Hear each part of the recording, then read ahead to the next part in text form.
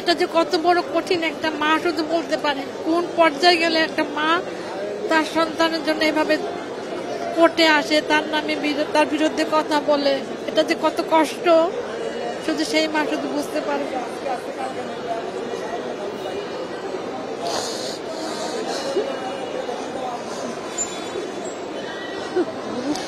আমার ছেলে বাইরে বিদেশে লন্ডনে থাকতো, ওখানে এসে সেটেল হওয়ার চেষ্টা করতেছে আর কি।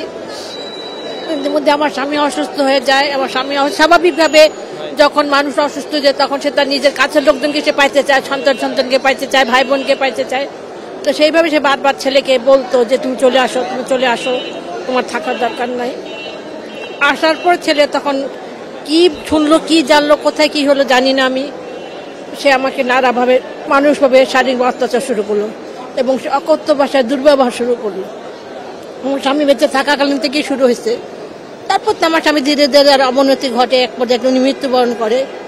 তারপরে সে তখন আমার কাছে দখল করবেন, যা সম্পত্তি প্রপার্টির দাবিতে। তখন আমি বললাম যে তুমি অবশ্যই পাবা, আইনত শরীয় অনুযায়ী তুমি তা পাবা, তুমি একা তোমার সব ভাই বোনই পাবা। আমার কাছে যা আছে সে তোমার বাবারটা যেমন তোমরা পাইছো তেমনি আমারটাও তোমরা পাবা, কিন্তু এই মুহূর্তে তোমরা পাবা না। এখন এই মুহূর্তে আমারটা আমার কাছে থাকবে। তখন সে বলে যে তাহলে আপনি যত 20 বছর বাচ্চা দেখলাম 20 বছর না পেয়ে থাকতাম, তাই যদি আল্লাহ আমার 20 বছর হায়াত দেয় তাহলে তাই হবে, তাহলে আপনি রানীর মতো থাকবেন। আমি যদি আল্লাহ যদি রানীর মতো রাখে তাহলে রানীর মতো থাকবো, আল্লাহ যেভাবে রাখবে আমি সেভাবেই থাকবো। এইভাবে মানে এই প্রতিদিন কোনো না বিষয়ে আমাকে মানসিক টর্চার করতে, সারাক্ষণ ভিডিও করে, সারাক্ষণ নানান রকম কথা বলে।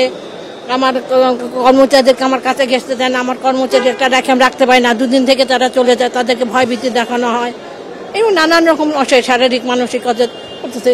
এক পর্যায়ে সে মেরে ফেলার হুমকিও সে দিছে আমাকে, রেগে গেলে সে আমাকে মেরে ফেলবে, কেটে ফেলবে। তো এইভাবে তো আমি সবসময় একটা আতঙ্কে থাকি, ভয়ে থাকি যে কখন কি হয়ে যায়, কখন কি যায়। ছেলেকে মারছে, মেয়েকে মারছে। এখন আমি মানে না পেরে নিরুপায় হয়ে আমি এখন আইনের আশ্রয়ের দ্বারস্থ হয়েছি, যে আইনের সাহায্যে তাকে আমাকে একটা কোনো ব্যবস্থা নিক, আমাকে একটা প্রোটেকশন দিক, যাতে আমার কোনো বিপদ না ঘটে বা আমার ছেলে মেয়ের কোনো বিপদ না ঘটে। শুরু থেকেই ওর এরকম ছিল। ইভেন আমার ছোট ভাই যখন হয়েছে সেটাও তার বিরক্ত ছিল, কেন আরেকটা ভাবে তার সম্পত্তির ভাগ চলে আসবে। যেমন ছোটবেলায় সে আমার ছোট ভাইকে তার বন্ধুদের সামনে আনতে দেন, ওর বন্ধুরাও এটা সাক্ষী।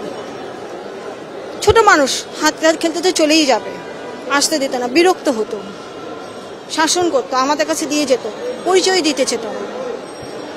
আচ্ছা, যে আপনার বাবা যখন অসুস্থ ছিল তখন মনে হয় আপনাদের ওখান থেকে প্রায় 1,14,00,000। হ্যাঁ, ও আমাদেরকে এই টাকার এটা তো আপনার বাবার প্রপার্টি। হ্যাঁ, আমাদের প্রপার্টি। আপনারা কি কোনো অংশ পেয়েছেন? আমরা কোনো কিছুই পাইনি। ইভেন ও যে নিয়েছে এটাও আমরা পরে জানছি, ও নিয়ে নেওয়ার পরে আমরা ঘটনাক্রমে এটা জানতে পারছি। কিভাবে নিয়েছে সেইটা অ্যাকচুয়ালি এটা পাপার মোবাইলের মাধ্যমে। যেহেতু পাপা অসুস্থ ছিল, তার যিনি সব টাকা পয়সা ফাইন্যান্সের বিষয়টা তখন যেহেতু সে বড় ছেলে তাকে দেওয়া হয়েছে, তখনই সে ওই এখতিয়ারে গিয়ে সে এই জিনিসটা করেছে। আমাদের এই ঘটনাটা চলে আসছে বেশ কিছুদিন থেকে। এই টাকা পয়সা নিয়ে মা ছেলের মধ্যে একটা ঝামেলা হওয়ার পর থেকে এই ছেলে মাকে একবার মারধর করতে চায়। এটা নিয়ে মা নির্বাহী ম্যাজিস্ট্রেট কোর্টে 107 ধারা একটি মামলা করে, সেখানে ছেলে কোর্টে এসে মুচলেখা দিয়ে যায় যে সে আর এরকম কোনো ঘটনা ঘটাবে না।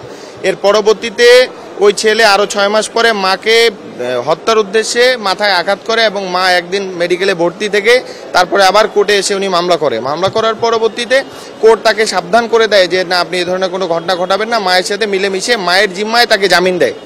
মায়ের জিম্মায় জামিন নেওয়ার পরে সে পরবর্তীতে এই অবস্থায় মাকে প্রত্যেক দিন মামলা তুলে নেওয়ার জন্য এবং এই বাসায় মায়ের সাথে থেকে তার 6 থেকে 8 জন বডিগার্ড গানম্যান সহ সে ঘুরে মাকে অল টাইম থ্রেটের মধ্যে রাখে যে মা এবং বাকি 2 সন্তানকে সে যে কোনো সময় মেরে ফেলবে। এটা মায়ের বক্তব্য। এই বক্তব্য অনুযায়ী আমরা বর্তমান বাংলাদেশে পারিবারিক সহিংসতা এবং প্রতিরোধ আইনে 2010-এ আমরা একটি মামলা আবেদন ফাইল করেছি সিএমএম কোর্টে। সেটা আজকে আমরা ফাইল করেছি, কোর্ট সেটা আমলে গ্রহণ করেছে।